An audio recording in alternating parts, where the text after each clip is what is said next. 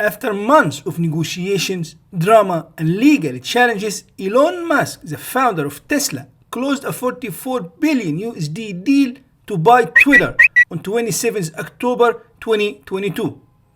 Straight away after the acquisition, he began cleaning house with at least 4 top Twitter executives, including the CEO and CFO, fired.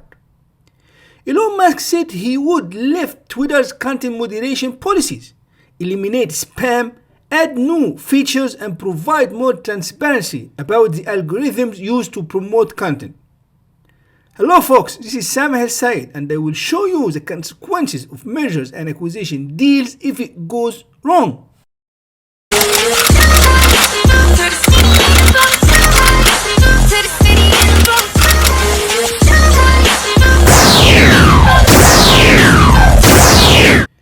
Elon Musk's work at Tesla and SpaceX has been great.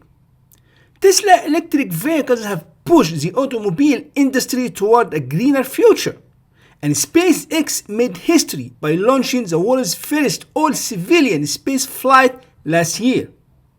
By adding Twitter into the business mix, the technology billionaire's focus is distorted away from what he does best.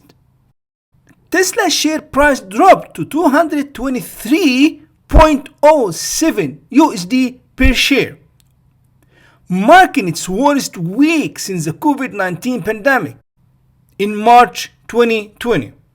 The company's market cap dropped to 674.11 billion USD, down from 1.14 trillion USD. Imagine how much he lost after that acquisition. Before finalizing the deal, Elon Musk said that he is not interested in buying Twitter, but that was too late, as Twitter board of directors prosecuted him and forced him to finish the deal. That's why I always say that a comprehensive due diligence is key to the success of any M&A deal.